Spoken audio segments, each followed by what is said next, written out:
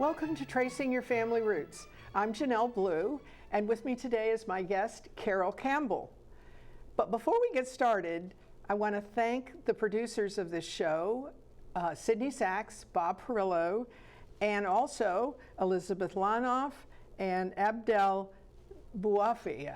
Thank you so much for helping us make this possible. Carol? Good morning. How are you? I'm fine. So tell me about Mount Vernon Genealogy. What's been going on and what do you have planned for the future? Well, last year we were at a turning point as to whether we were going to continue or not.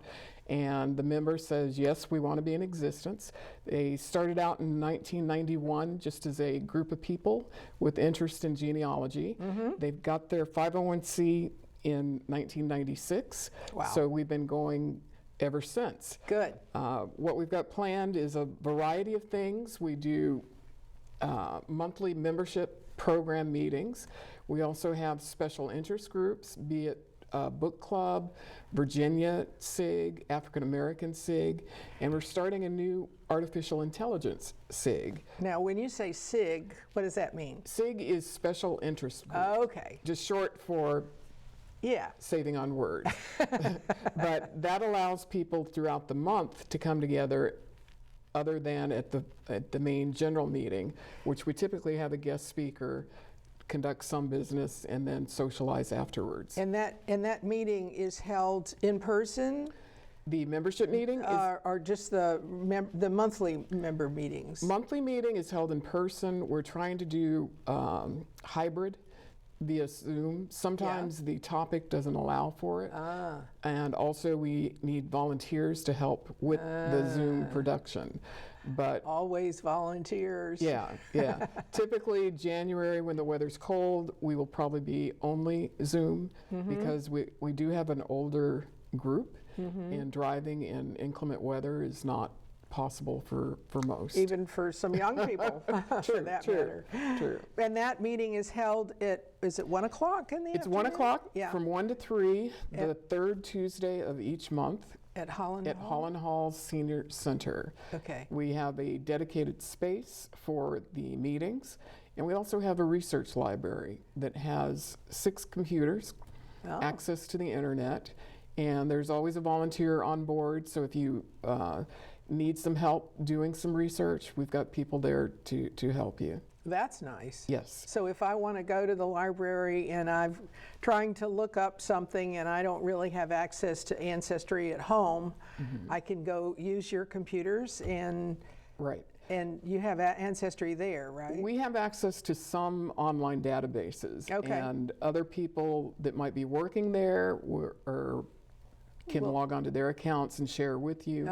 But there's limited databases that we have, but you do have full access to the internet.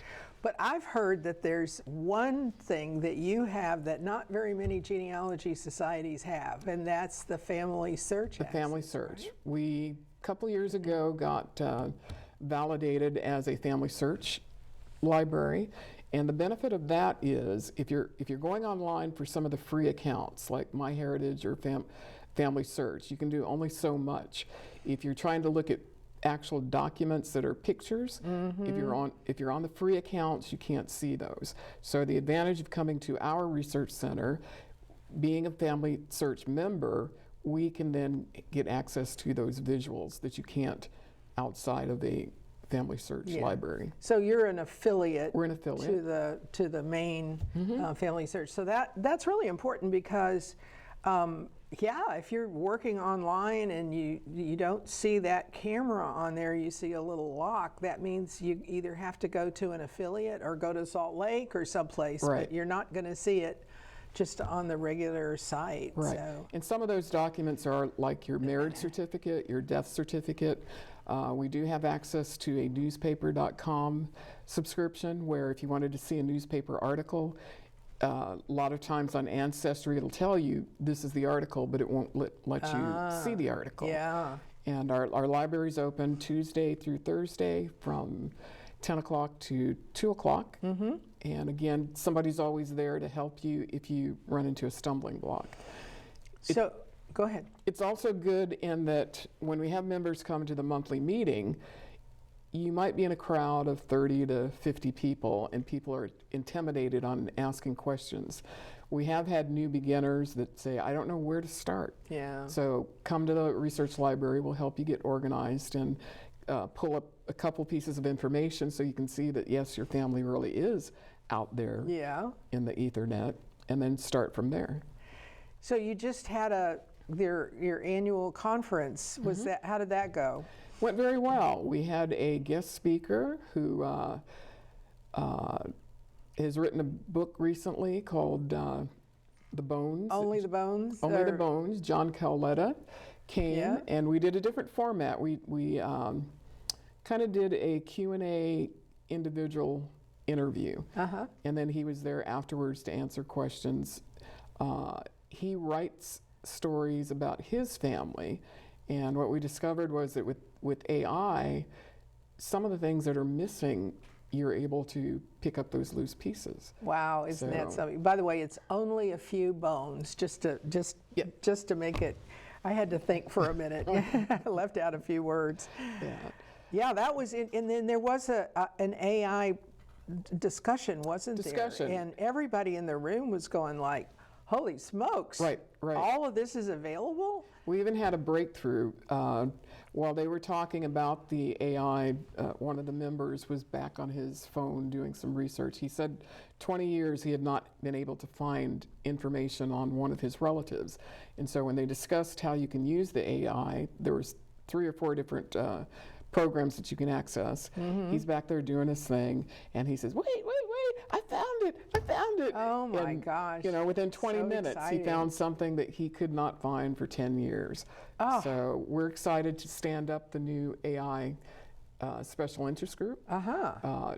What you have to understand is that AI will give you a lot of data, but you still have to do your due diligence on researching the information it provides you.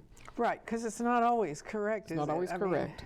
AI is just nothing more than a trained computer or trained system that's based on other stuff, and so you don't necessarily. Sometimes they don't get it. And yeah.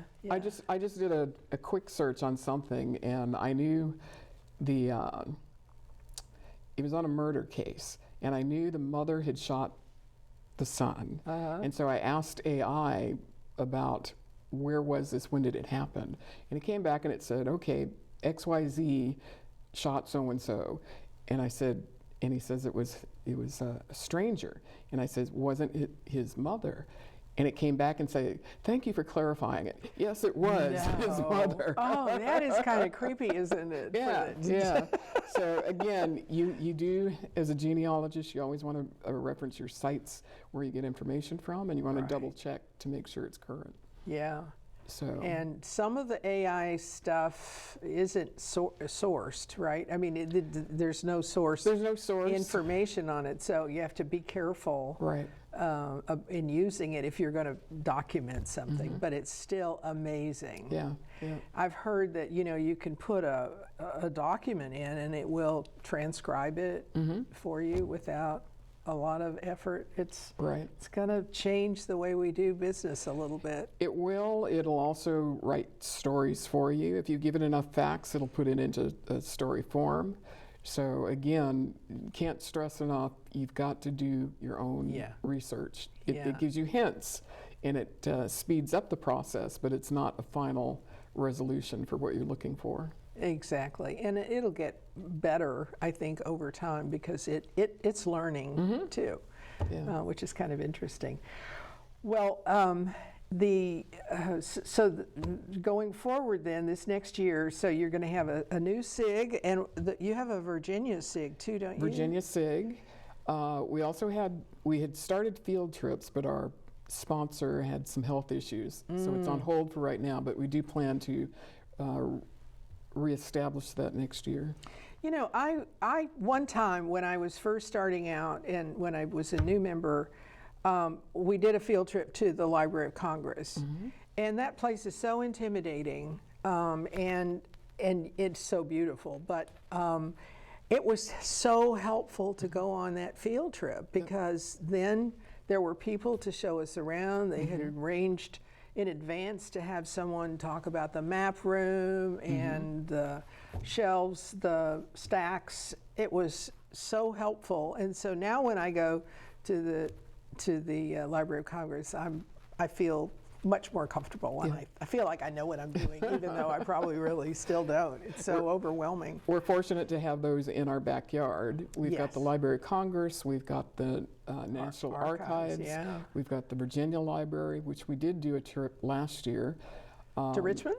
To Richmond. Yeah. There was, we took a car down, there were 6 of us that went. How fun. And that was good. Yeah.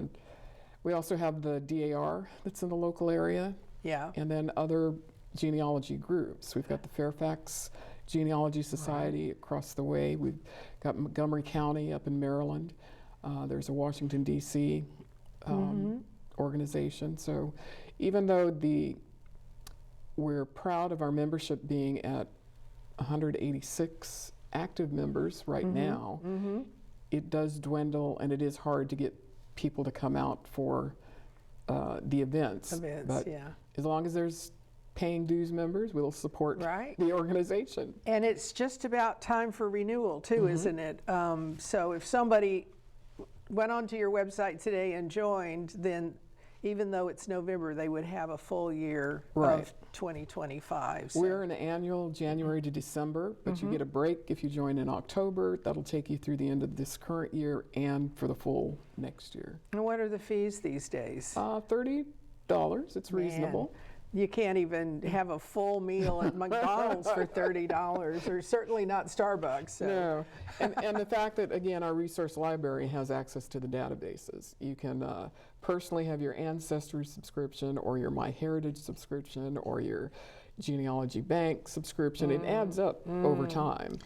You know, and there's some interesting books in the library too, because people have donated a lot of books over the years. Some of those may no longer be available and isn't there is a card catalog online, so if you are interested in, we're not a lending library, but you can go there and maybe resource something. We have over 3,000 books and magazines in our library, and like you say, sometimes it's easier starting out to flip through a hard copy before you go online, because if you don't have the search string right, it might come back not found. Right. We've got sections by state, any of the 50 states. We've got sections by the different prominent genealogy quarterly books. And NGQS, anyway, the National Genealogical Society quarterly. Yes, But longtime members, our current training, Amy Breedlove has been working for over 10 years organizing workshops for the society. We have 2 dedicated members, Paul Phelps and Linda McLaughlin, who are excellent genealogists, certified genealogists. So if you just want to pop in, there's anybody there to help you. Yeah. Well, on another note, I hear you've made some new discoveries in your ancestry. Yeah. Tell us about that. Instead of sleeping, I get up on my phone and start digging because last time we talked, I was talking about my great-great-grandfather, born in 1845, a Civil War veteran, U.S. colored troops. We just recently had a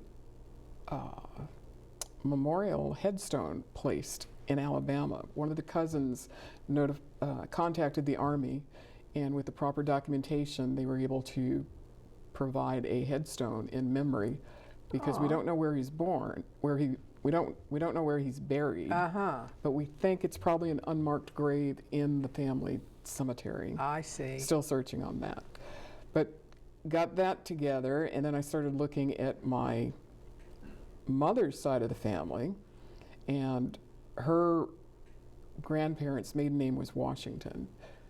And Oh, of my course, goodness. Henry Washington's father was George Washington. Oh, great. That's nice, but boy, that's tough for genealogy. It's tough because George Washington had 16 kids. Oh, no. And he named one of his sons George Washington. Of course.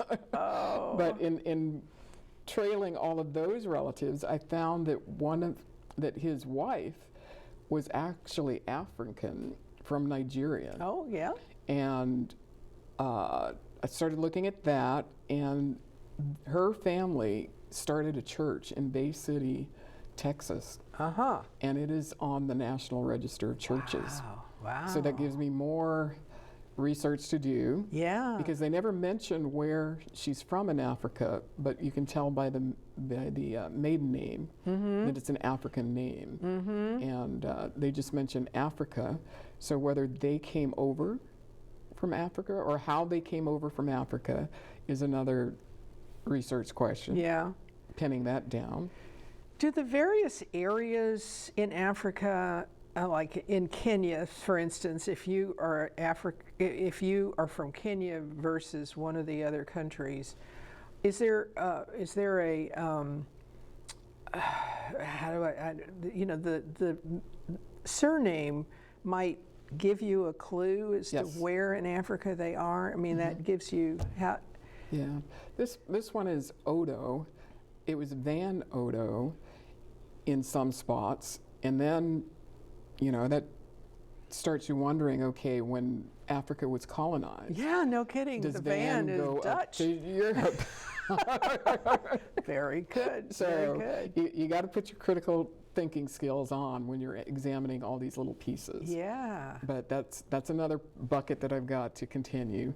So I'm in the Civil War. I'm in the Korean War with my dad. I'm in the Vietnam War with my husband. And then another great-grandfather, Texas is my mom's family. Okay. Nobody had mentioned her grandfather. His mother had remarried, I knew that. And so I says, okay, where's the grandfather? Turns out he's in Kansas. And I says, okay, how do you get from Texas to Kansas? And again, Cattle drive. I thought cattle drive and then railroads. Yeah. And so this past week I found that there was the migration of 1879.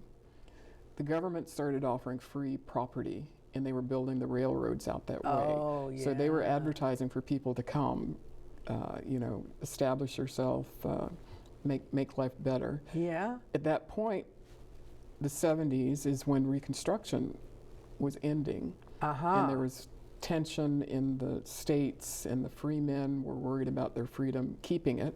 Yeah. Kansas was a free state. Right. So my assumption is he went to Kansas to follow the giveaway of land and to make a better life. Yeah. Did you find the land grant? I haven't found the land grant, but I did find in genealogy newspapers that him and his wife were very social. Okay. I've got 6 newspaper articles where they entertained people in their house, where they How met with lucky. this dignitary, that dignitary, welcomed students home on Christmas vacation. Gosh, that's great information. Yeah. So at one point they were listed as white, mulatto, but then others they were listed as black, but they're the only blacks in that neighborhood. So of the whole page, everybody's white but them. That's interesting. So were they light-skinned? Yeah. Were they passing? Wow, you've got more research. Got more research. Wouldn't it be neat if one of those newspaper articles actually had a picture? Yeah. Wouldn't that be something? That's the follow-on. I do have the printout of the articles. It was the late 1890s and 1921 even. And what's interesting is I verified it's him through Detroit, Michigan. Wow. So Texas is where they lived. He ended up in Kansas, and I found him on his daughter's death certificate out of Detroit, Michigan. Ah, okay. So you can't ever stop. You can't stop. You know, I'm from Seattle, Washington, and I knew my relatives were Texas and Alabama. So now I'm into Kansas, I'm into Detroit. One of the great uncles ended up in Connecticut. Wow, just all over the place. All over, Chicago, California. But the thing that we try to tell the people just starting, gather a lot of information, but at some point you have to stop and then start verifying and writing a story. Putting it together, yeah. Because after a while, it all starts jumbling. I'm doing all parents, my ancestors up. And so when I get my two parents and their parents, and my husband's parents and their parents, it's a lot to try to keep in your mind. Well, not only that, but newspaper articles, for instance, and land deeds help to confirm that you're talking about the right people when you make that tree, and then you can say, yeah, all the kids are named in that will, or or they were all at that same party, and it names them, and usually they'll say what the relationship is, and so that really helps. I just got back from Germany. We were doing some research there on a family, and we knew the immigrant, but didn't know anything else except that the immigrant fortunately told us what town he was from. Okay. So we went to that town, and fortunately the church still had some record books. And by the way, those were not on Family Search, which was that Family Search had some records from that church, but it wasn't the right time frame. And so by going there, we got to see those books that were the right time frame. The beauty of those things are that a marriage record would have not only the name of the bride and groom, but the names of their parents. And the occupations of all of those. Now those are German records, and when in the United States, you didn't see as much of that. In fact, a lot of times it was just lucky to even have the marriage record with just the bride and groom on it, and maybe the date. But it's helpful if you can find those kind of records. And now I can build that tree back 2 more generations. So it was like we hit the jackpot. We were so excited to do that. And I don't know that I would have been able to find that unless I actually got now the church might have done the research for me, but it was a small church. I'm not sure that they would have. So if you're fortunate enough to travel to some of the sites, that's one of the best things with GPS coordinates. My grandparents' house in Montgomery, Alabama, no longer exists. They were part of the highway system coming through the neighborhood. I have that in my family too. Yeah, the one side of the street is still there. I went there this past summer. My uncle said, that house was directly across from our house. Well, our house is now a hillside leading to the freeway. But I have looked at the federal land maps for the land grants. I have the one for the enslaver of my great-great-grandfather. Who was a North Carolinian who bought land in Alabama. And I've been to his gravesite. It's preserved. How did you find that guy? The enslaver. Or how did you? It was in the deposition for the widow. They had to say that she was not remarried, and some of them stated that they had known the relative for so long on the plantation. And so the plantation's name and they named the is plantation. There. Yeah. Wow. So from that, I was able to get his information, and I'm going to still. I don't know if he probably was a Confederate soldier. I know he was a Confederate soldier because somehow in the links, the enslaver's great-great-grandson was applying for the Sons of the Confederate organization. Oh, yeah? And so that's one time I did not write down my source, and now I'm trying to get back to that document so that I can then maybe look at his file. Yeah. But yeah, the plantation was identified. The town was actually named after two plantation owners. Whitehall, Alabama was the White Plantation and the Hall Plantation. Oh, And so interesting. those documents, going to the state archives, the Alabama State Archives has helped find me a labor contract, which is probably sharecropping, working for a year for $250, a family of 4. Goodness. Yeah, so looking at the documents, dissecting all the pieces that you're finding. For the one great-grandfather, I know he was buried because in one of the depositions it said that his sons went to the local merchant to buy the coffin. It cost $8. I found the merchant's name, and now I'm starting to look in his documents to see where that store was or what was the name of the store. And because also the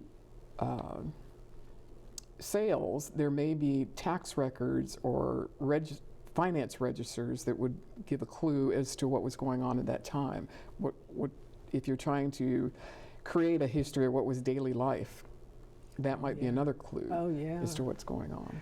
Well, I do know that, you know, that by getting to the plantation, that gets you, you know, you can really get a lot of good information out of, because those plantation owners had a lot of documents, and a lot of that's been saved, I think, in some cases anyway. The fact that back then slaves were listed as property. Yeah. You can go to the tax records Exactly. and start whittling back inside of that. It's heartbreaking. But Well, Carol, we've run out of time. oh, It went so fast, didn't it? It did. I mean, you have such interesting stories. We could talk a lot longer, but unfortunately, I want to thank you very much for joining us today, and look forward to hearing more about Mount Vernon at the website, which is MVGenealogy.org. Yes. Heard it down. Okay. So, Thanks again, Carol. No problem. Thank you.